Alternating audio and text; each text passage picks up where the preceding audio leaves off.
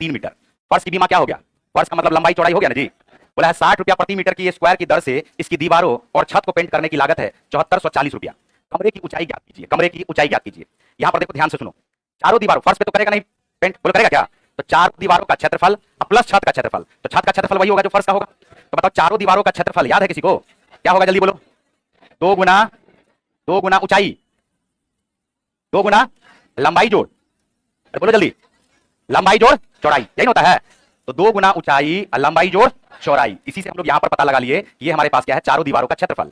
छत का भी क्षेत्रफल है, छत में भी पेंट कर रहा है, तो छत में भी पेंट कर रहा है तो एक बार आएगा लंबाई गुना चौड़ाई। अब फर्श में भी पेंट करता है तो क्या लिखते? 2 गुना लंबाई गुना चौड़ाई लिखते ना, तब तो हो जाता सभी पृष्ठीय क्षेत्रफल। सभी पृष्ठीय क्षेत्रफल क्या हो जाता है बताओ? 2 गुना लंबाई गुना चौड़ाई, चौड़ाई गुना ऊंचाई, ऊंचाई गुना, तो ये आ गया इसका पूरा का पूरा क्षेत्रफल जिसको ये पेंट कर रहा है। इसमें किसी को समस्या है बताओ? 2 गुना ऊंचाई लंबाई जोड़ चौड़ाई, ये चारों दीवारों का क्षेत्रफल है और छत का क्षेत्रफल है लंबाई गुना चौड़ाई।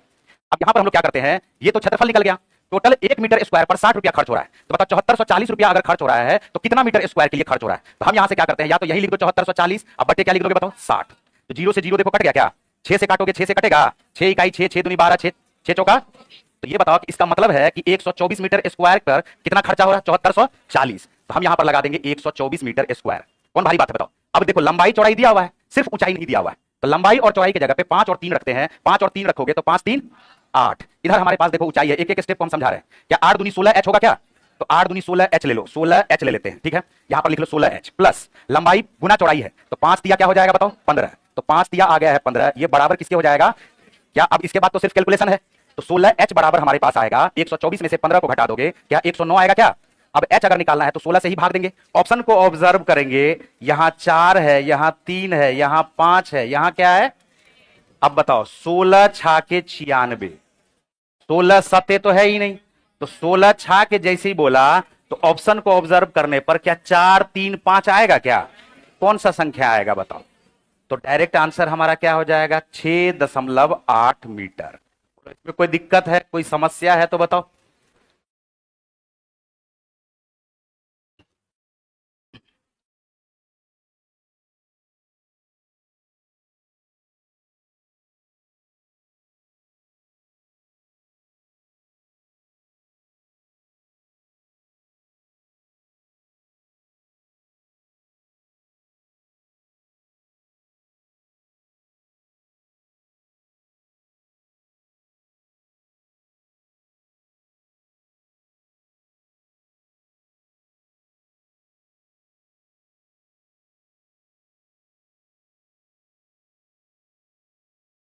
चारों दीवारों का क्षेत्रफल याद है ना? 2 गुना ऊंचाई गुना लंबाई जोड़ चौड़ाई, और छत का क्षेत्रफल होगा लंबाई गुना चौड़ाई, तो कुल आ जाएगा हमारे पास 124। कैसे आया 124? 7440 रुपया खर्च हो रहा है 1 मीटर स्क्वायर पर, 1 मीटर स्क्वायर पर 7440 रुपया खर्च हो रहा है। 1 मीटर स्क्वायर पर 60 रुपया खर्च हो रहा है, तो 7440 मीटर स्क्वायर खर्च होने के लिए हम 60 से जैसे इसको भाग लगाएंगे तो आ जाएगा 124 मीटर स्क्वायर। इसी 124 को इसके बराबर कर दिए, बाकी सॉल्व कर लिए। चले आगे, देखो 8वां नंबर का क्वेश्चन देखो। क्वेश्चन कह रहा है कि एक समानांतर चतुर्भुज है ए बी सी डी, जिसमें एडी और एसी के मध्य बिंदु को मिलाने वाली रेखा की लंबाई 2 इकाई है। यदि समांतर चतुर्भुज का परिमाप 20 इकाई दिया हुआ है तो एडी की लंबाई ज्ञात करे। जैसे ही बोला समांतर चतुर्भुज, तो समांतर चतुर्भुज हमारे दिमाग में आ जाना चाहिए कि समांतर चतुर्भुज होता क्या है। तो समांतर चतुर्भुज क्या होता है याद है किसी को? वैसा चतुर्भुज जिसके आमने सामने की भुजा बराबर तथा समानांतर हो। बोलो इसमें किसी को कोई दिक्कत है? बिल्कुल दिक्कत नहीं होना चाहिए। ये हमारे पास है ए बी सी और डी, ए बी सी और क्या है? डी है, ठीक है। कहा यह जा रहा है कि एडी और एसी का मध्य बिंदु, एसी का मतलब हो गया ये इसका विकर्ण हो गया, नहीं हो गया? अब एडी का मध्य बिंदु, एडी का जो मध्य बिंदु है, एडी का मध्य बिंदु और एसी का मध्य बिंदु, किसका मध्य बिंदु? एसी विकर्ण का मध्य बिंदु को मिलाने वाली जो रेखा है, इसका लेंथ दिया हुआ 2 इकाई। हमसे क्वेश्चन में पूछा जा रहा है बताइए एडी का लेंथ कैसे निकलेगा। एक थ्योरम होता है मिड पॉइंट थ्योरम, जो ज्योमेट्री में होता है, इस पे ध्यान देना। किसी भी त्रिभुज के जो लिखना चाहते हो उसको लिख सकते हो mid point theorem, most important theorem है। लिख लो मिड पॉइंट थ्योरम, लिखो मध्य बिंदु प्रमेय, midpoint theorem, midpoint theorem, मध्य बिंदु प्रमेय, मध्य बिंदु प्रमेय, मध्य बिंदु प्रमेय। किसी त्रिभुज के, किसी त्रिभुज के, किसी त्रिभुज के दो भुजाओं के, किसी त्रिभुज के दो भुजाओं के मध्य बिंदु को मिलाने वाली रेखा, किसी त्रिभुज के दो भुजाओं के मध्य बिंदु को मिलाने वाली रेखा, मिलाने वाली रेखा तीसरी भुजा के, तीसरी भुजा के समांतर,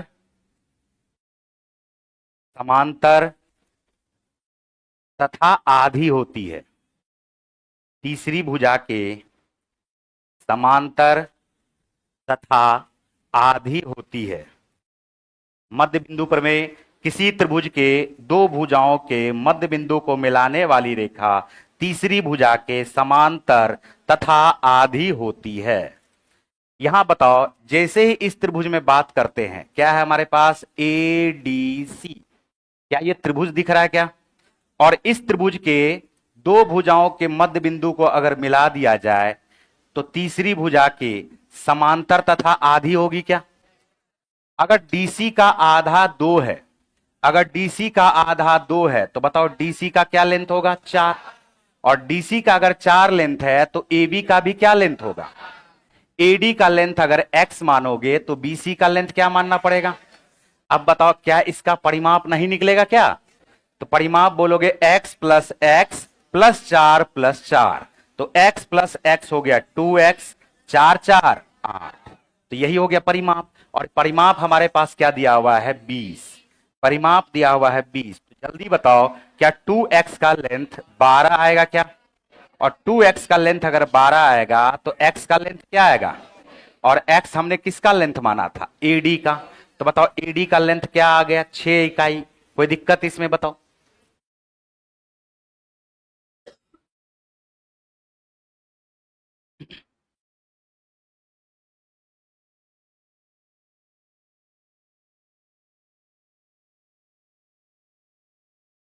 है x, हाँ, थेल्स प्रमेय भी इसको बोलते हैं, थेल्स प्रमेय भी बोलते हैं इसको। थेल्स प्रमेय इसलिए बोलते हैं कि थेल्स ने ही इस थ्योरम का खोज किया था, इसलिए इसको थेल्स थ्योरम भी बोलते हैं। हालांकि उसने जो नाम रखा था वो नाम रखा था मिड पॉइंट थ्योरम, मध्य बिंदु प्रमेय। बोलो इसमें कोई दिक्कत? बोलो आसान है कि भारी है? ये 2 दिया हुआ है, DC हो जाएगा 4, 4 4 8, 20 में से घटा दिए 12, 12 का आधा, 12 का आधा, उत्तर आ गया 6। चले आगे 9वें नंबर के प्रश्न पे आइए। क्वेश्चन है, एक मैदान के एक वृत्ताकार रेसिंग ट्रैक बनाया गया है। यदि रेसिंग ट्रैक की बाह्य परिधि और आंतरिक परिधि का अंतर 33 मीटर है तो रेसिंग ट्रैक की चौड़ाई ज्ञात करना है। रेसिंग ट्रैक की चौड़ाई ज्ञात करना है। देखो कितना आसान क्वेश्चन है ये, रेसिंग ट्रैक की चौड़ाई ज्ञात करना है। ये बताओ, बाह्य बाह्य त्रिज्या हम बड़ा R मान लेते हैं, बाह्य त्रिज्या बड़ा R मान लिए, और आंतरिक त्रिज्या हम छोटा r मान लेते हैं। कोई इसमें दिक्कत? अगर इसकी चौड़ाई निकालनी होगी तो चौड़ाई निकालने का मतलब हमें क्या निकालना पड़ेगा? r माइनस छोटा r, बाह्य त्रिज्या माइनस आंतरिक त्रिज्या। बोलो इसमें है कोई दिक्कत? अब है क्या कि परिधि, बाह्य परिधि और आंतरिक परिधि का अंतर दिया हुआ है। बाह्य परिधि क्या बोलोगे? 2 पाई r, बोलो बोलेंगे क्या? और उसमें से आंतरिक परिधि 2 पाई r को घटा देंगे तो क्या यह 33 आएगा क्या? और हमें जो निकालना है वह क्या निकालना है? r minus R. तो 2 पाई यहां भी है, 2 पाई यहां भी है, तो क्या 2 पाई को कॉमन ले लें? तो 2 पाई, पाई के जगह पे क्या लिखोगे? 22/7 गुना क्या? r माइनस आर आ गया क्या? और ये बराबर किसके हो जाएगा 33 के। 11 से काटोगे 2 बार में कटेगा, 11 से ये 3 बार में कटेगा। 7 को क्रॉस मल्टीप्लाई कर देंगे 3 से, तो 7 तिया क्या हो जाएगा बताओ 21, 7 तिया 21, और नीचे में क्या है बताओ 4। अब इसको पॉइंट के रूप में देख लो या फ्रैक्शन के रूप में दिया हुआ है तो फ्रैक्शन के रूप में बदल दो। 4 पंचे 20, क्या 5.1/4 आएगा क्या? आंसर आ गया है ई।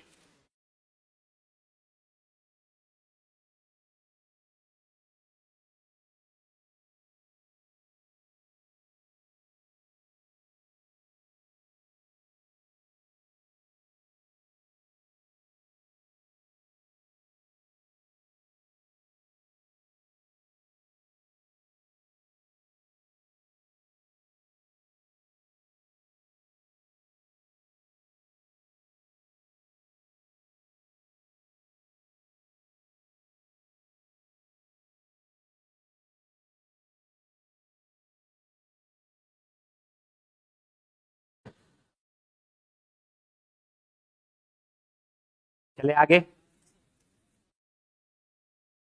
बोलो इसमें कोई दिक्कत? तो ये हमारे पास क्या आ जाएगा आर, ये हमारे पास क्या आएगा आर। तो बड़ा आर में से छोटा आर को घटा दोगे तो आर माइनस क्या आएगा आर, और यही हमें निकालना था। बाह्य परिधि हमारे पास आ गया 2 पाई आर, 2 पाई बड़ा वाला आर माइनस 2 पाई छोटा वाला आर। उसमें से घटा दोगे तो 2 पाई आ जाएगा common, R minus R. R minus R बराबर क्या आ जाएगा 2 पाई कॉमन लेकर के सॉल्व करोगे तो आर माइनस आर का मान आ जाएगा 5.1/4। चले आगे, 10वां नंबर का क्वेश्चन है और ये लास्ट क्वेश्चन है इसका। 22 मीटर भुजा वाले एक वर्गाकार पार्क के मध्य 2 मीटर चौड़ी सड़कें बनाई गई है जो उसके लंबाई और चौड़ाई के समानांतर है। 100 रुपया प्रति वर्ग मीटर की दर से इस सड़क पर बजरी लगाने का खर्च क्या आएगा? खर्च क्या आएगा ये बताओ। सबसे पहले तो वर्गाकार, ये वर्गाकार एक पार्क है, ठीक है, ये वर्गाकार एक पार्क है। इसके बीचों बीच क्या किया गया है? बीचों बीच ऐसे रास्ता खींच लिया गया है, ठीक है, बीचों बीच ऐसे रास्ता खींच लिया गया है। ध्यान से सुनना, ये 2 मीटर का है। कितने मीटर का चौड़ा है? 2 मीटर। लेकिन 22 मीटर इसका क्या है बताओ? 22 मीटर इसका भुजा है। तो 22 मीटर अगर भुजा है, बात पे थोड़ा सा गौर करोगे, ये बोला 100 रुपया प्रति वर्ग मीटर की दर से इस पर बजरी बिछाना है। तो हम यहां से इसका क्षेत्रफल निकालते हैं, इस रास्ते का क्षेत्रफल निकालते हैं।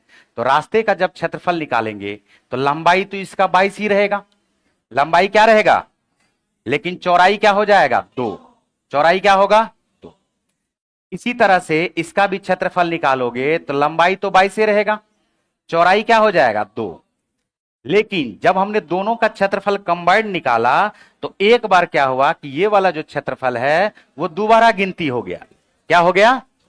तो हम ऐसा करेंगे कि इसका क्षेत्रफल प्लस इसके क्षेत्रफल में से एक बार इसके क्षेत्रफल को क्या करेंगे, माइनस कर देंगे। तो पूरे के पूरे रास्ते का क्षेत्रफल आ जाएगा। बोलो, तो हम बोलेंगे 22 गुना 2। 22 गुना क्या हो गया 2। और ऐसा ऐसा एक और रास्ता है तो फिर से किससे गुना कर देंगे 2 से। बोलो कर देंगे क्या? और उसमें से हम माइनस किसको कर देंगे? तो ये 2 है, ये भी क्या है 2।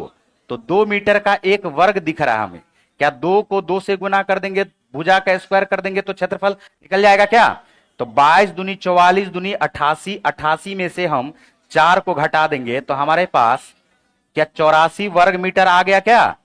अब यहां पर देखो कि 100 रुपया लग रहा है 1 वर्ग मीटर पर, 100 रुपया लग रहा है 1 वर्ग मीटर पे। तो क्या करेंगे जल्दी बोलो, 100 से कर देंगे गुना। 100 से कर दोगे गुना तो रुपया कितना खर्च होगा इसका? 8400 रुपया खर्च होगा। Option number B.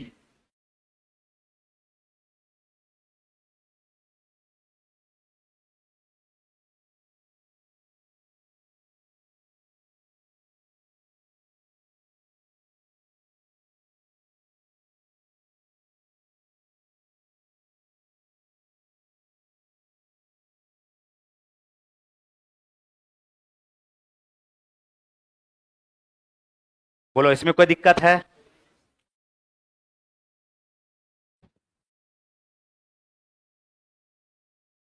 चले आगे, चलो स्टार्ट होगा। अब लिख लिए? इसमें कोई दिक्कत हो तो बताओ।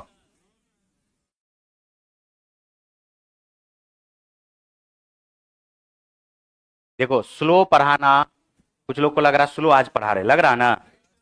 उसका कारण है, स्लो पढ़ाते हैं तो बोलता है फास्ट पढ़ाइए, फास्ट पढ़ाते हैं तो बोलता है स्लो पढ़ाइए। बात समझ में आ रहा है? तो राम भगवान भी पूरा भारत को खुश नहीं कर पाए, तो हम कौन गली का मूली है बताओ? तो सब पढ़िए लेता है तो सबको नौकरियन हो जाता है जी? ये बताओ। तो सबको नौकरी नहीं होगा, जो बात क्लियर है। नौकरी उसी को होगा जो उसका हकदार होगा। बात समझे? और जो मेहनत करेगा जुनून के हद तक, जुनून तक नहीं, जुनून के हद तक मेहनत करना पड़ेगा। जितना भी टॉपिक लिए हैं, ये सिर्फ और सिर्फ तुम्हारे भलाई के लिए लिए हैं। ये सब टॉपिक, ये टॉपिक जो लिए हैं ना, तुम्हारे भलाई के लिए लिए हैं। ये ज्यामिति है, ज्यामिति प्रोबेबिलिटी है, डीआई है, कोऑर्डिनेट है। लोग उस पर ध्यान नहीं देता है, लोग सिर्फ अरिथमेटिक पे ध्यान देता है। उसको लगता है अरिथमेटिक से ही सारा क्वेश्चन पूछेगा। अरिथमेटिक तो कमोबेश लगभग में बहुत सारे बच्चे बना लेते हैं। जो मेन मेन पार्ट है वही हम चाहते तो 10 चैप्टर ले आते हैं अरिथमेटिक का, क्या दिक्कत था?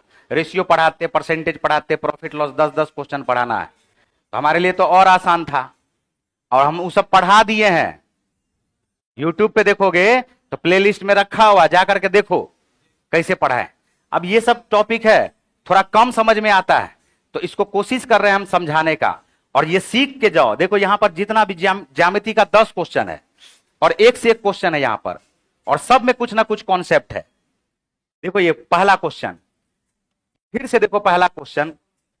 एक्स का मान ज्ञात कीजिए यदि एबीसीडी एक समांतर चतुर्भुज है जैसा कि नीचे दिए गए चित्र में दिया गया है, जिसमें दो विकर्ण एसीबीडी ओ पर प्रतिच्छेद करते हैं। ओ ए बराबर एक्स प्लस 3 है, ओ बी बराबर वाई प्लस 2 है, ओ सी बराबर 2x प्लस वाई है, और ओडी का लेंथ 3y है। तो कल ही हम बताए थे कि समांतर चतुर्भुज अगर दिया हुआ है तो इसके विकर्ण आपस में एक दूसरे को समद्विभाजित करते हैं। क्या करते हैं? जबकि सम चतुर्भुज अगर रहता तो लंब समद्विभाजित करता। क्या करता? एक दूसरे को। सम चतुर्भुज के बारे में बात कर रहे हैं।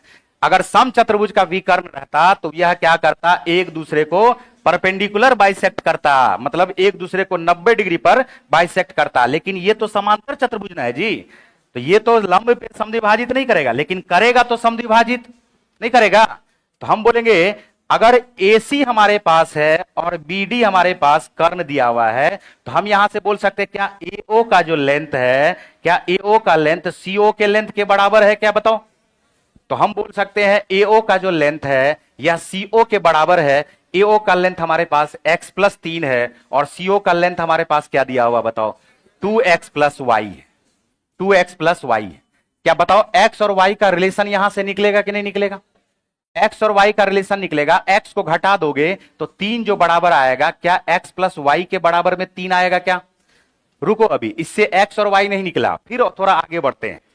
BD है, जैसे BD दिया हुआ है तो हम बोलेंगे क्या DO का जो लेंथ है क्या OB के लेंथ के बराबर है क्या? तो DO हमारे पास 3y है और OB हमारे पास DO का लेंथ या OB के बराबर है। तो हम बोलेंगे कि ये जो हमारे पास 3y है यह किसके बराबर है? y प्लस 2 के बराबर है। बोलो बराबर है क्या? y जैसे ही घटेगा तो ये आ जाएगा 2y बराबर 2 के। तो बताओ y का लेंथ क्या आया? a। y का लेंथ क्या आया? और जैसे ही उठा के y का लेंथ 1 रखोगे तो जल्दी बताओ x का लेंथ क्या आएगा? तो उत्तर क्या आ गया बताओ? e। क्या इसमें समस्या है? बोलो है समस्या कोई? लिख लो इसको। है क्या होगा? एक में दो ही जोड़ोगे तब ना 3 आएगा।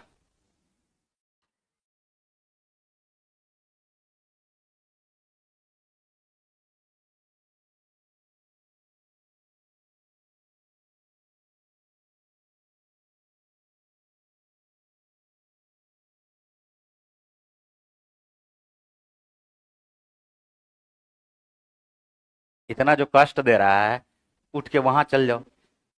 झूठे से मुंडी को हिला रहा है।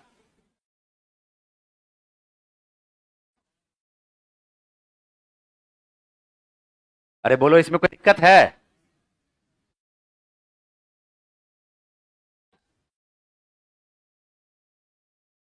सिर्फ दोनों विकर्ण को समद्विभाजित करता है। एक सिंपल सा कॉन्सेप्ट पे ये क्वेश्चन बन गया। चले आगे, दूसरा नंबर का क्वेश्चन देखो। देखो दूसरा नंबर का क्वेश्चन, बात पे ध्यान देना। देखो अभी जो हम बोल रहे हैं ये हमारे पास क्या है, ए बी सी। जो हम अभी लिखाने जा रहे हैं इसी को बोलते हैं थेल्स प्रमेय, और थेल्स प्रमेय से ही मिड पॉइंट थ्योरम भी निकला। मिड पॉइंट थ्योरम अभी अभी लिखाए थे ना, देखो यहां पर थेल्स प्रमेय हम अभी लिखा रहे हैं, इसको उधर छोड़ो, साइड छोड़ो।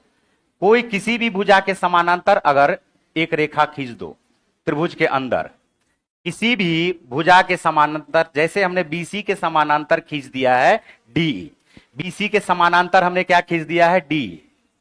बात पे ध्यान देना, जैसे ही बीसी के समानांतर डी हमने खींच दिया तो देखो होता क्या सब है, दो गो त्रिभुज बना, एक छोटा वाला एडीई और दूसरा त्रिभुज क्या बना है, जल्दी बताओ, बोलेंगे ए बी सी।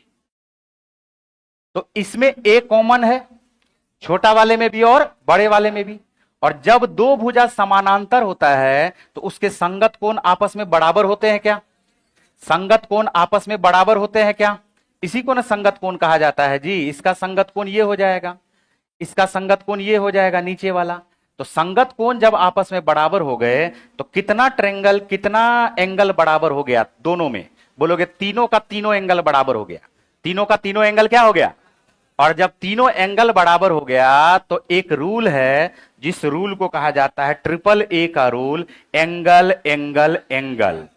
जब तीन एंगल बराबर हो जाए, अगर दो भी एंगल बराबर हो गया ना तो तीसरा एंगल अपने आप बराबर हो जाता है, इसीलिए इसको दोनों रूल कहा जाता है, या तो डबल ए का रूल या तो ट्रिपल ए का रूल। तो ट्रिपल ए के रूल से दो त्रिभुज जो हमारे पास है ए बी सी, ये या ए डी सी, ई पहले लिख लेते हैं, ए डी ई, यह समरूप हो जाता है किसके, ए बी सी के। किसके समरूप हो जाएगा, ए बी सी के। और जैसे ही समरूप हो जाता है, जैसे ही दो त्रिभुज समरूप हो जाए तो उसके संगत भुजा का अनुपात बराबर होता है। किसका बराबर होता है, संगत भुजा का अनुपात बराबर होता है। जैसे ए डी ई जो हमने लिखा है, इसका संगत भुजा ए डी, तो इसका संगत भुजा क्या आएगा, ए बी। तो एडी का रेशियो, बात पे ध्यान देना, एडी का रेशियो ए बी के साथ वही होगा जो डीई का रेशियो, डीई का रेशियो बीसी के साथ होगा, जो डीई का रेशियो किसके साथ होगा, बीसी के साथ होगा। और वही रेशियो होगा जो एई का रेशियो एसी के साथ होगा, एई का रेशियो किसके साथ होगा, एसी के साथ होगा। क्या ये बात आया समझ में, क्या हमने लिख दिया, जल्दी बताओ। दूसरा पॉइंट इसमें एक इंपॉर्टेंट पॉइंट है, इस पे ध्यान देना, कुछ लोग इस पे ध्यान नहीं देते। देखो एडी का रेशियो डीबी के साथ, एडी का रेशियो किसके साथ, इस बार संगत भुजा नहीं है ये, इस बार ये है एडी का रेशियो किसके साथ, डीबी के साथ।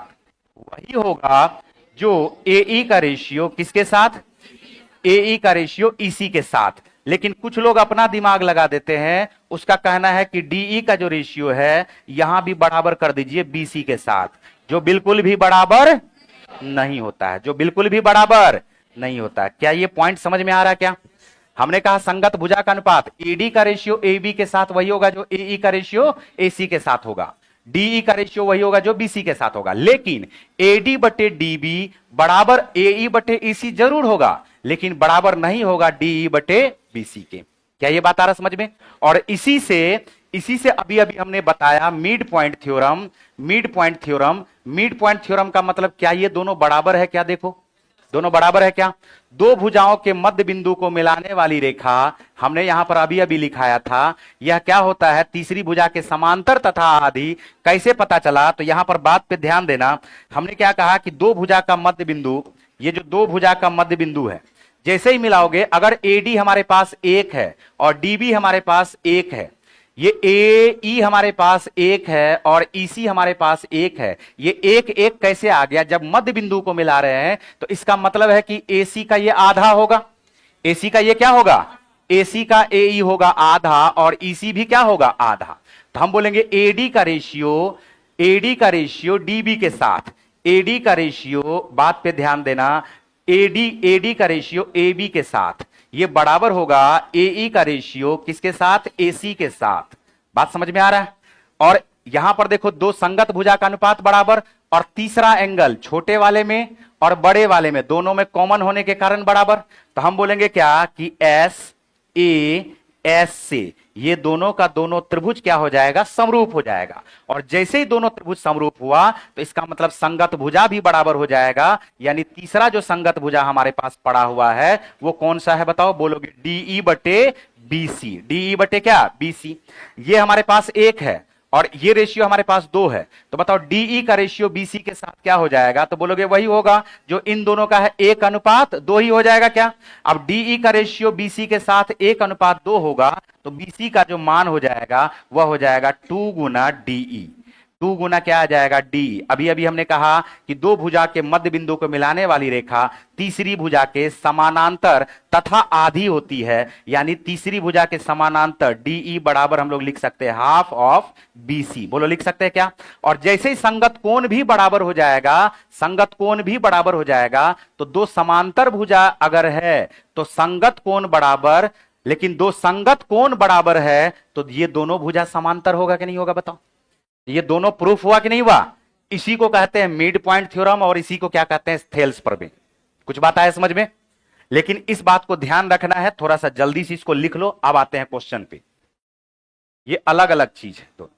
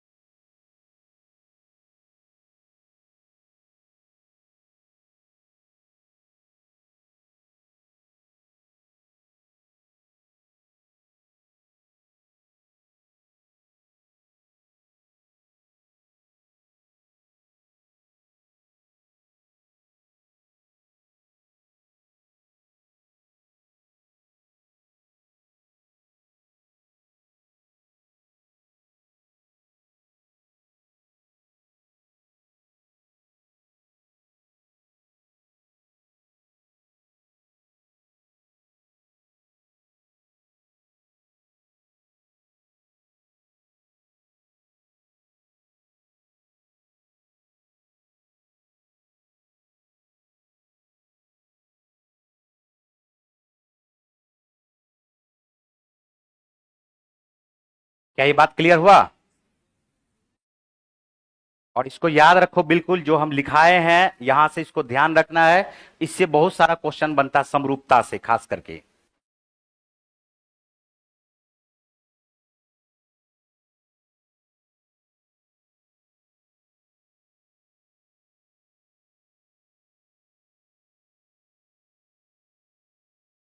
देखो क्वेश्चन खत्म करना मकसद नहीं है, 2 दिन ज्यादा ही लगेगा।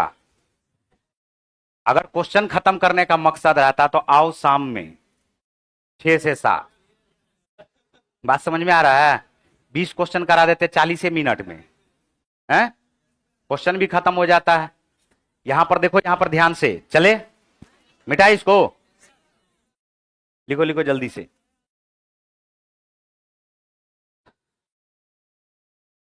आज और ज्यादा देर पढ़ाएंगे। हाँ आज कहीं जाना नहीं ना है, हाँ ज्यादा देर आज पढ़ाएंगे। क्लासों ने है 11 बजे के बाद, कोई टेंशन नहीं ना। इसको खत्मे कर देंगे आज। हाँ एस ए एस का मतलब साइड एंगल साइड। दो साइड बराबर, उसके बीच का इंक्लूडेड एंगल बराबर। दो साइड का रेशियो बराबर, इंक्लूडेड एंगल बराबर। देखो यहां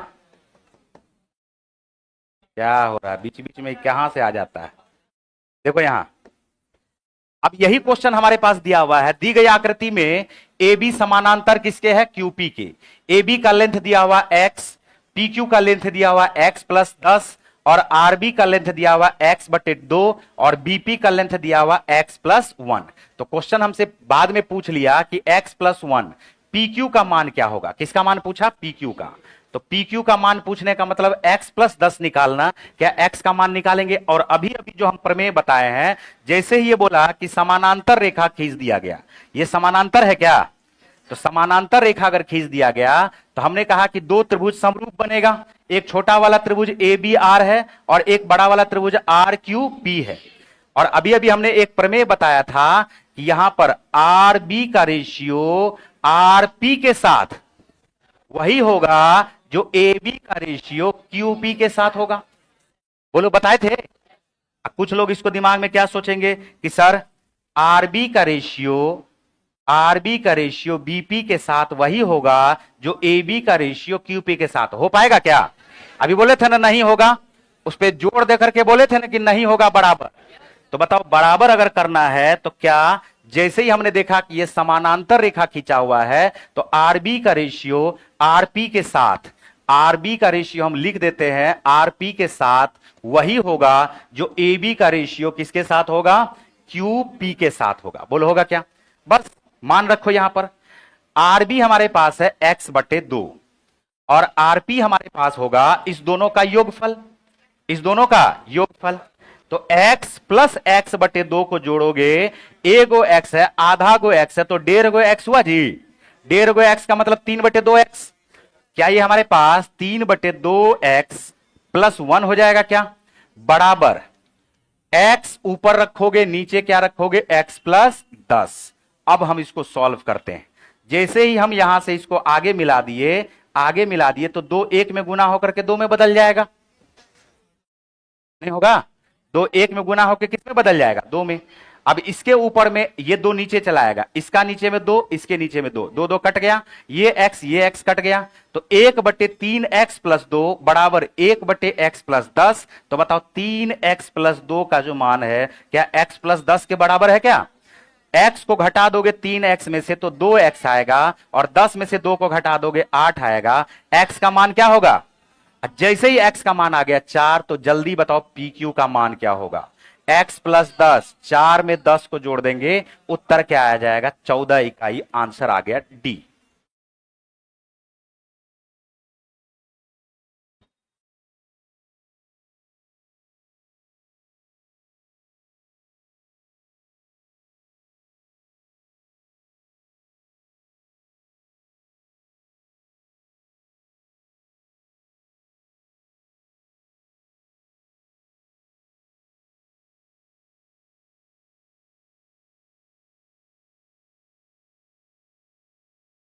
एक्स एक्स काट दोगे, 2 2 काट दोगे, एक स्टेप और लिख दिए।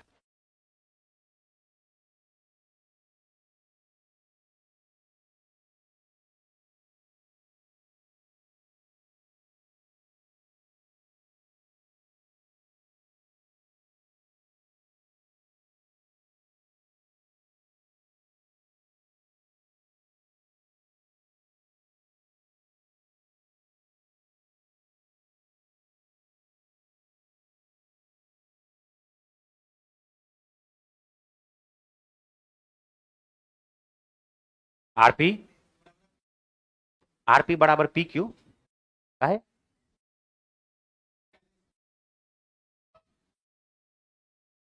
थेल्स प्रमेय लगाओ ना सीधा।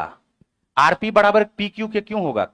पी क्यू के तब होता जब ये दोनों समद्विबाहु त्रिभुज होता। समद्विबाहु त्रिभुज कहां है? रेशियो अलग चीज है, बराबर होना अलग चीज है। रेशियो अलग चीज है, बराबर होना अलग चीज है। अरे इसमें कोई दिक्कत है क्या? ये समझ में आया ना कि अभी अभी थेल्स पर मैं बताया आरबी का रेशियो आरपी के साथ वही होगा जो ए बी का रेशियो क्यूपी के साथ होगा। बात खत्म। चलो अगले क्वेश्चन पे आते हैं। तीसरा नंबर देखो, देखो तीसरा नंबर का क्वेश्चन, तीसरा नंबर का क्वेश्चन है। फिर देखो दो समरूप त्रिभुज दे दिया।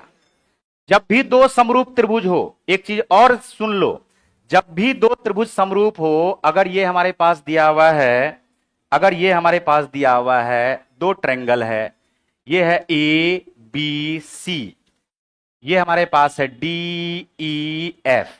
दो त्रिभुज तब समरूप होता है जब इसका संगत कोण बराबर, ए बराबर डी के, बी बराबर ई के, सी बराबर एफ के, संगत भुजा बराबर, संगत भुजा का अनुपात बराबर ए बी बटे ए ई बराबर बी सी बटे ई एफ बराबर AC बटे DF। तो इस कंडीशन में ये दोनों त्रिभुज क्या कहलाता है? समरूप। और जब भी समरूप हो जाएगा तो याद रखना किसी भी कोरस्पॉन्डिंग साइड का रेशियो तो बराबर होगा ही होगा, साइड का रेशियो तो बराबर होगा ही होगा। AB का रेशियो DE के साथ, BC का रेशियो EF के साथ, ये AC का रेशियो DF के साथ, ये तो बराबर होगा ही होगा। इसमें कुछ खींच दो, सबका रेशियो सेम ही आएगा।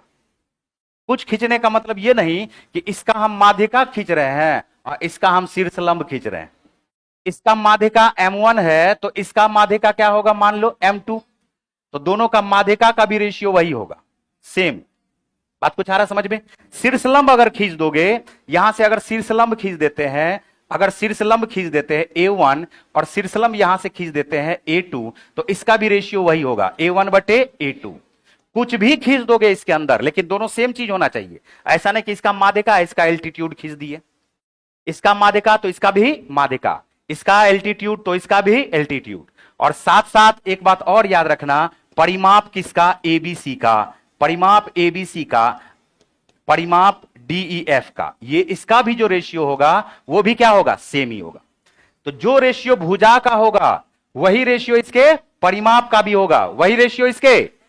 लेकिन क्षेत्रफल का जो रेशियो होगा, क्षेत्रफल का जो रेशियो होगा वो इसके भुजा के स्क्वायर के रेशियो के बराबर होगा, भुजा के स्क्वायर के रेशियो के बराबर होगा। एरिया ऑफ ट्रायंगल ABC, अब बट्टे क्या लिख दोगे? Area of triangle DEF। और जो इसके भुजा का रेशियो होगा वो इसके परिमाप का रेशियो होगा, जो इसके भुजा का रेशियो होगा वही इसके परिमाप का भी रेशियो होगा। क्या कुछ बात आ रहा समझ में? क्या बोल रहे हैं? जो इसके भुजा का रेशियो होगा वही इसके परिमाप का भी रेशियो होगा, लेकिन एरिया यानी क्षेत्रफल का जो रेशियो होगा वह इसके भुजा के स्क्वायर के रेशियो के बराबर होगा, भुजा के स्क्वायर के रेशियो के बराबर होगा। इतना बात ध्यान में रखना। क्वेश्चन बोला दो समरूप त्रिभुज के परिमाप हैं PQR और XYZ क्रमशः दिया हुआ है। दो त्रिभुज है, देखो हम यहां पर लिखते हैं, दोनों त्रिभुज है, एक त्रिभुज है PQR और एक त्रिभुज हमारे पास है XYZ। ठीक है, कहा जा रहा है इसके परिमाप का रेशियो, तो बोलो जो परिमाप का रेशियो होगा वही इसके भुजा का भी रेशियो होगा क्या? तो परिमाप दिया हुआ है, इसका परिमाप दिया हुआ है, परिमाप हमारे पास दिया हुआ 48 सेंटीमीटर, 48 सेंटीमीटर, और इसका दिया हुआ है 24 सेंटीमीटर। कहा जा रहा है यदि XY का रेशियो 12 है, XY का रेशियो 12 है तो PQ का रेशियो ज्ञात करना है। हमने कहा परिमाप का रेशियो वही होगा जो इसके भुजा का रेशियो होगा। तो 24 इकाई 24, 24 दूनी 48, तो परिमाप 48 24 है, तो भुजा का रेशियो क्या होगा? 2:1। अब देखो कोरस्पोंडिंग भुजा है, कोरस्पोंडिंग में इस XY का संगत भुजा कौन सा होगा? XY का संगत भुजा कौन सा होगा?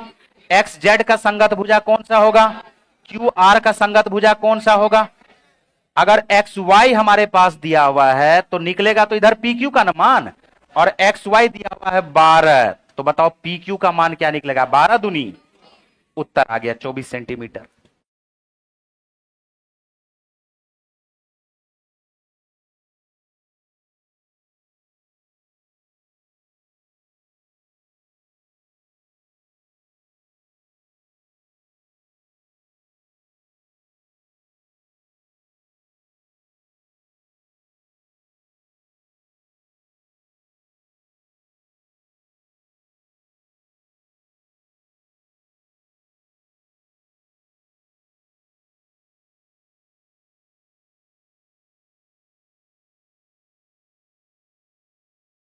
क्या बात क्लियर हो रहा है? बार बार हम रिपीट कर रहे हैं, भुजा का रेशियो, माध्यिका का रेशियो, शीर्ष लंब का रेशियो, कोण समद्विभाजक का रेशियो, परिमाप का रेशियो सब बराबर होगा जब दो त्रिभुज समरूप होंगे।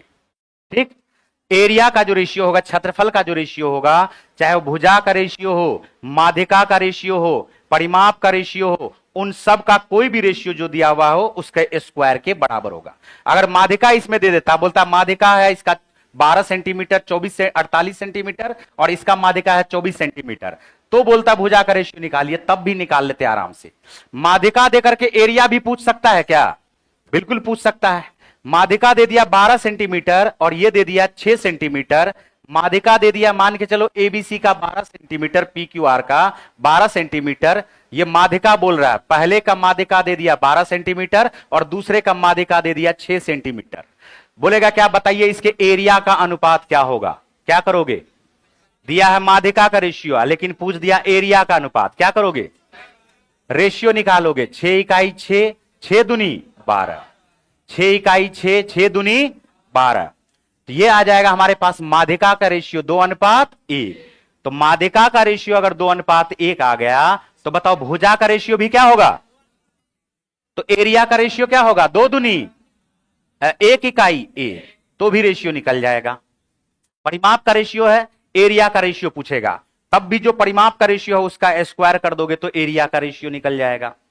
अरे कुछ बात आ रहा दिमाग में, सही सही बताओ, कुछ बात आ रहा दिमाग में। चले आगे,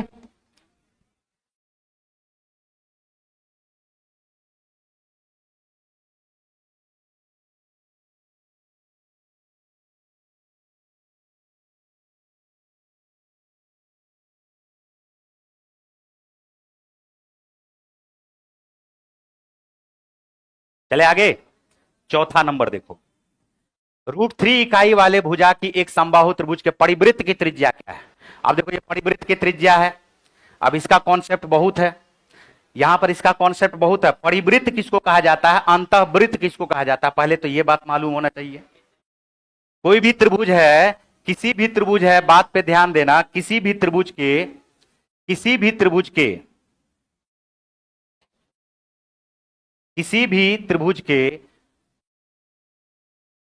बात पे ध्यान दो, क्या बोल रहे हैं, किसी भी त्रिभुज के angle bisector A B C, कोण समद्विभाजक रेखा, क्या बोल रहे हैं, बात पे ध्यान दो, कोण समद्विभाजक रेखा, किसी भी त्रिभुज के कोण समद्विभाजक रेखा, किसी भी त्रिभुज के तीनों कोण समद्विभाजक रेखा, क्या बोल रहे हैं, तीनों कोण समद्विभाजक रेखा जिस बिंदु पर मिलते हैं, जिस बिंदु पर मिलते हैं उस बिंदु को कहा जाता है इन सेंटर या अंतः केंद्र। क्या कहा जाता है इसको, इन सेंटर, या क्या कहा जाता है इसको, अंतः केंद्र। बात समझ में आ रहा है। तो किसी भी त्रिभुज के तीनों एंगल बाइसेक्टर जिस पॉइंट पर मिलते हैं उस पॉइंट को क्या कहा जाता है, इन सेंटर या अंतः केंद्र। और अंतः केंद्र को बात पे ध्यान देना, अंतः केंद्र अगर हमारे पास दिया हुआ है तो इसको केंद्र मान करके, इसको केंद्र मान करके तीनों भुजाओं को टच करते हुए, तीनों भुजाओं को टच करते हुए एक वृत्त खींचा जा सकता है जिसे कहा जाता है अंतःवृत्त। क्या कहा जाता है, यह हुआ अंतः केंद्र। अंतः केंद्र कैसे बनता है, जल्दी बोलो, तीनों कोण समद्विभाजक रेखा जिस बिंदु पर मिलते हैं उस बिंदु को क्या कहा जाता है, अंतः केंद्र, इन सेंटर। ठीक, और इसको केंद्र मान करके, इसको केंद्र मान करके त्रिभुज के तीनों भुजाओं को टच करते हुए, त्रिभुज के तीनों भुजाओं को टच करते हुए एक वृत्त खींचा जा सकता है जिसे कहा जाता है अंतःवृत्त। क्या कहा जाता है इसको, अंतःवृत्त, इन सर्किल। ठीक है, और तीनों भुजाओं को जब टच करते हुए खींचा जा सकता है तो ये बताओ क्या ये इसको रेडियस बोलेंगे, क्या त्रिज्या बोलेंगे, क्या बोलेंगे इसको, त्रिज्या बोलेंगे। क्या बोलेंगे इसको, ये वाला त्रिज्या नहीं है, देखो नया त्रिज्या यहां पर बना रहे हैं, इसको क्या बोलेंगे, त्रिज्या बोलेंगे। क्या, असल में इसको त्रिज्या नहीं अंतः त्रिज्या बोलेंगे। क्या बोलेंगे इसको, अंतः त्रिज्या या अंतःवृत्त की त्रिज्या। और इसी को कहा जाता है इन रेडियस। क्या कहा जाता है इसको, इन रेडियस, जिसको डिनोट किया जाता है छोटा आर से। किसे डिनोट किया जाता है, अंतःवृत्त की त्रिज्या। ये क्या कहलाता है, अंतः त्रिज्या। कुछ लोग के दिमाग में चल रहा होगा कि ये सर डायरेक्ट आप कैसे समझे कि एक तो बीसी पर यह लंब भी हो जाएगा, बीसी पर लंब भी हो जाएगा, और बीसी ये जो हमारे पास है ओ, मान के चलो इसका नाम डी रखते हैं, इसका नाम ई रखते हैं और इसका नाम एफ रखते हैं। कैसे पता चला सर कि ओ डी, ओ ई, ओ एफ तीनों बराबर ही होगा, तीनों बराबर ही होगा। कैसे पता चला, तो पता चलेगा, देखो ऐसे पता चलेगा, बात पे ध्यान दो, बिल्कुल पता चलेगा।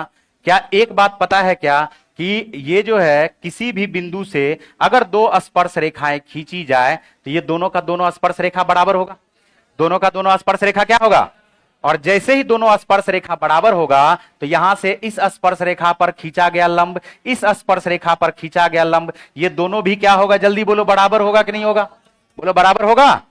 बस वही बात है। देखो थोड़ा सा इसको देखो गौर से, ये हमारे पास क्या है, ए बिंदु है, ये क्या है, ए बिंदु, इस सर्किल के बाहर में ए बिंदु है, क्या हम बोल सकते ए एफ बराबर ए ई के होगा।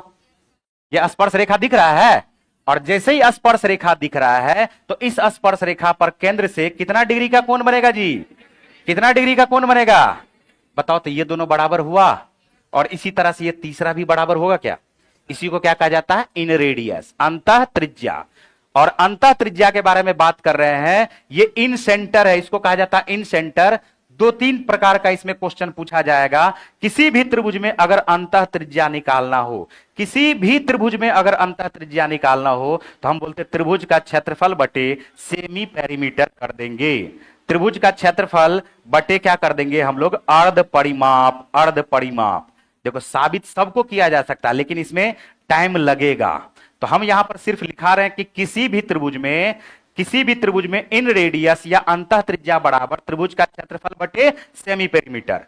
कुछ स्पेशल त्रिभुज होता है जिसको कहा जाता है, एक तो समकोण त्रिभुज, और एक स्पेशल त्रिभुज होता है जिसको कहा जाता है समबाहु त्रिभुज। बोलो कहा जाता है क्या, तो समबाहु त्रिभुज और समकोण त्रिभुज, ये दोनों का दोनों क्या होता है, एक स्पेशल त्रिभुज है, इस पे भी ध्यान देना। हमने कहा कि ये समकोण त्रिभुज है, क्या है ये, समकोण त्रिभुज।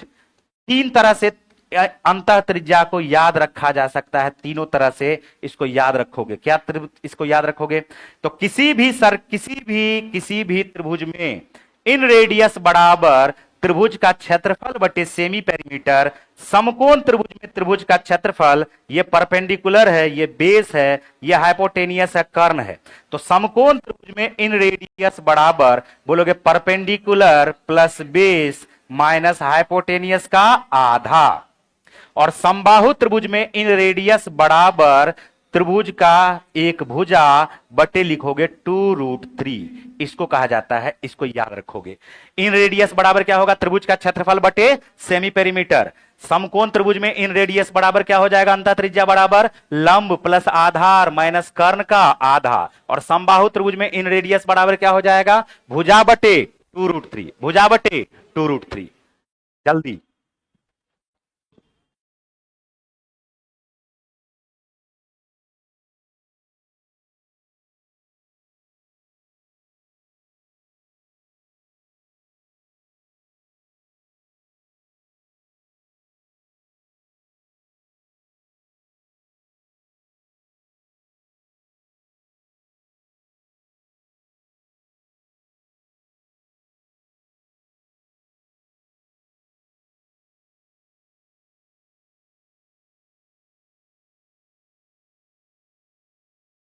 ये हमने बताया है इन रेडियस के बारे में, अंतः त्रिज्या के बारे में, ये हमने बताया है अंतः त्रिज्या के बारे में।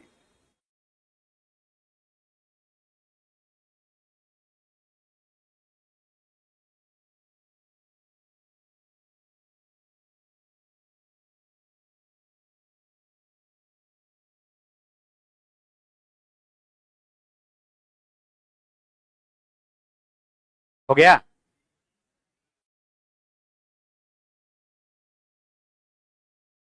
देखो बहुत सारा थ्योरम है जिसको प्रूफ करते करते टाइम लग जाएगा, 15 गो थ्योरम है, इसमें अकेला 15 गो थ्योरम है। अभी जो जरूरत है हम उसको बता रहे हैं, जो ज्यादा पूछा है क्वेश्चन उसको बता रहे हैं। अब पूछेगा सरकम रेडियस के बारे में, परित्रिज्या के बारे में, परित्रिज्या के बारे में।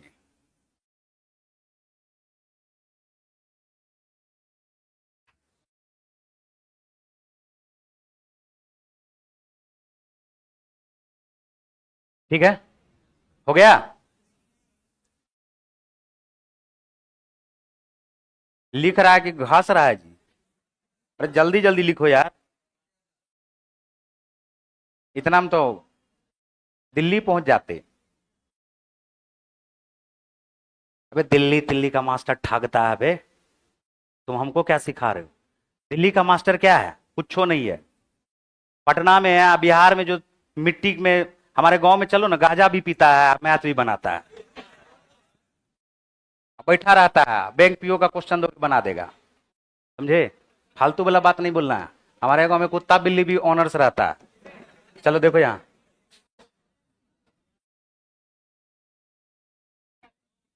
हाँ अरे सही बोल रहे तुमको, ये जो गांव तुमको क्या है बताएंगे।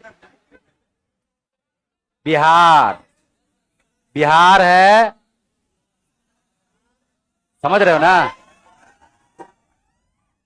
सब यहीं से सीख के गया है, समझे? जो दिल्ली में पढ़ा रहा है, जो कोटा में पढ़ा रहा है, जो फलना जगह पढ़ा रहा है, सब यहीं से सीख के गया है। पहले पैदा लिया यही आया, पहले पटना में सीखा, फिर जाकर के वहां पढ़ा रहा है। तो फालतू वाला बात नहीं बोलना है। सबका बाप हम अपने हैं। लो देखो, एक त्रिभुज है, कोई भी त्रिभुज है, सुनो ध्यान से। एक होता है लंब समद्विभाजक रेखा। कौन सा होता है? लंब समद्विभाजक रेखा।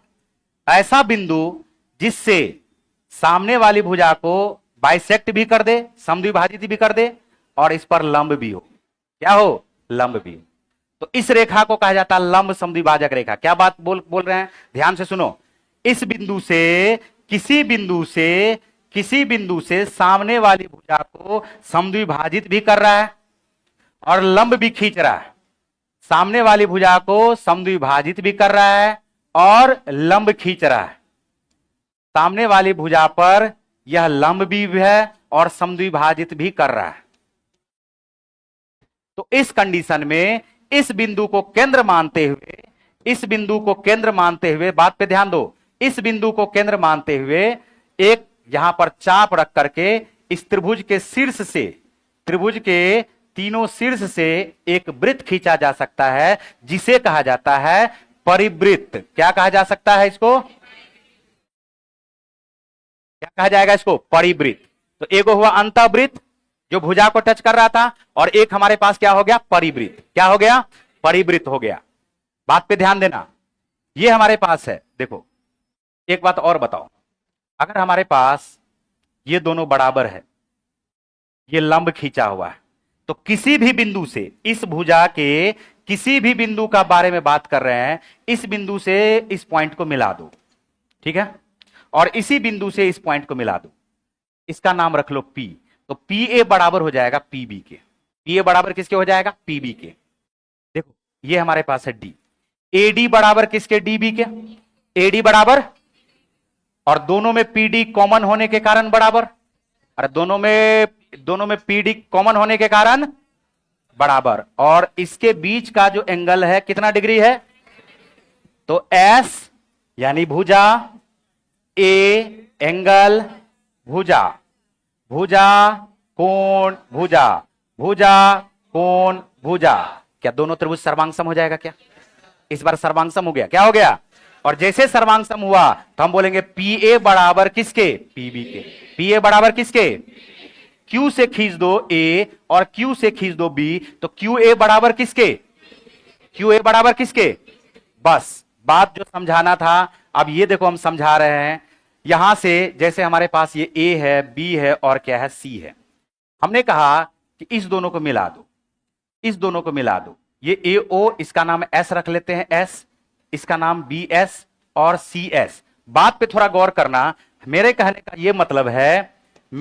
ये मतलब है कि अगर हम बोले कि ये BD है और CD दोनों बराबर, और SD दोनों में कॉमन होने के कारण बराबर, इधर भी 90 डिग्री, इधर भी 90 डिग्री, क्या ये दोनों सर्वांगसम होगा क्या? और जैसे सर्वांगसम हुआ तो BS बराबर किसके? अरे BS बराबर किसके जी? और इसी तरह से इस त्रिभुज में भी देखोगे तो AS बराबर किसके हो जाएगा?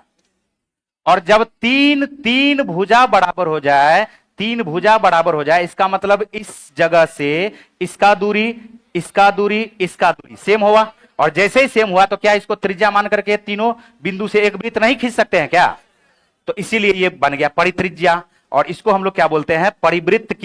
परिवृत्त बोलते हैं। और ये जो हमारे पास AS है, BS है, SC है, इसी को कहा जाता है AS बराबर BS बराबर CS, इसी को कहा जाता है सर्कम रेडियस या परित्रिज्या या परिवृत्त की त्रिज्या। कुछ बात आया समझ में? कुछ बात आया समझ में? अब इसी के बारे में हम बात कर रहे हैं कि किसी भी त्रिभुज में परिवृत्त की त्रिज्या, किसी भी त्रिभुज में, तीनों में फिर से होगा, किसी भी त्रिभुज में परिवृत्त की त्रिज्या भुजाओं का गुणनफल बट्टे लिखोगे 4 गुना त्रिभुज का क्षेत्रफल। फिर स्पेशल आता है, एक आता है समकोण त्रिभुज। क्या आता है ये? समकोण त्रिभुज। और एक स्पेशल आएगा त्रिभुज समबाहु त्रिभुज। क्या आएगा? समबाहु त्रिभुज। तो समकोण त्रिभुज में परिवृत्त की त्रिज्या बराबर हो जाएगा हाइपोटेनियस की आधी, कर्ण की आधी, कर्ण का क्या हो जाएगा? आधा। और परिवृत्त की त्रिज्या अगर निकालना है समबाहु त्रिभुज में तो यह हो जाएगा भुजा बटे √3, भुजा बटे √3। अब इसी को क्या करना है? याद रखना है फिलहाल। बाकी तो बहुत चर्चा इस पे हो सकता है, लेकिन बस इसको याद रखना है। पहचान गए परिवृत्त की त्रिज्या किसको कहा जाता है, क्यों कहा जाता है?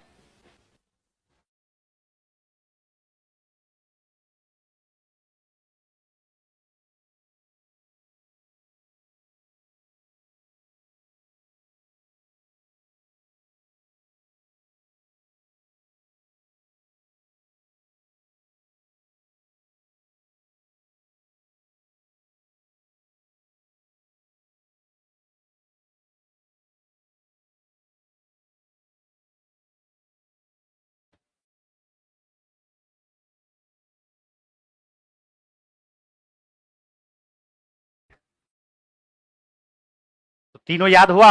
6 को लिखा है पॉइंट, याद हुआ जी? चलो, रीजनिंग का बहुत डिमांड आ रहा है, बुलाओ सर को।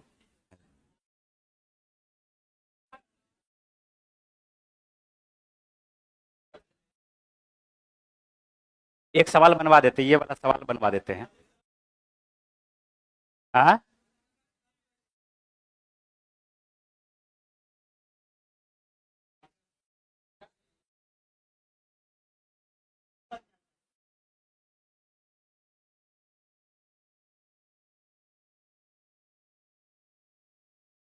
हो गया?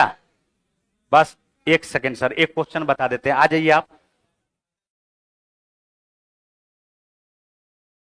पढ़े जी? पहले एक बार खाली रिपीट कर दो जल्दी से। किसी भी त्रिभुज में इन रेडियस या अंतः त्रिज्या बराबर क्या होगा? जल्दी बोलो। अरे अब ये न लिखा है जी, गजब, भूल गया। किसी भी त्रिभुज में अंतः त्रिज्या बराबर त्रिभुज का क्षेत्रफल बटे अर्ध परिमाप। दो स्पेशल केस होगा। समकोण त्रिभुज में, समकोण त्रिभुज में इन रेडियस बराबर क्या हो जाएगा? लंब प्लस आधार माइनस कर्ण का आधा, बोल होगा। और समबाहु त्रिभुज में इन रेडियस बराबर भुजा बटे 2√3, भुजा बटे 2√3। आ जाओ ऊपर, ये है सरकम रेडियस परित्रिज्या। परित्रिज्या बराबर होगा त्रिभुज, त्रिभुज के किसी भी त्रिभुज के बारे में बात कर रहे पहले, किसी भी त्रिभुज में भुजाओं का गुणनफल बटे 4 गुना क्या आ जाएगा? क्षेत्रफल। 4 गुना क्या आ जाएगा? लेकिन दो स्पेशल केस से ज्यादा क्वेश्चन रहता है। 90% क्वेश्चन जो पूछा है स्पेशल केस से पूछा है अभी तक में। ये बताओ, समकोण त्रिभुज में परिवृत्त की त्रिज्या बराबर क्या होगा? कर्ण की आधी। समबाहु त्रिभुज में परिवृत्त की त्रिज्या बराबर क्या होगा? a बटे √3। √3 इकाई वाले एक समबाहु त्रिभुज के परिवृत्त की त्रिज्या कितनी है? सेकेंडों नहीं लगेगा, आंसर आ गया। लेकिन उसके पीछे कितना सारा लॉजिक है, समझ में आया? समबाहु त्रिभुज में तो क्या बोलोगे? √3 a बटे क्या हो जाएगा? √3 अभी अभी लिखा के आए हैं, और a हमारे पास क्या होगा? √3। अब बटे क्या कर दोगे? √3, आंसर क्या आ जाएगा? e। बोलो हुआ क्या ना? आ जाइए सर।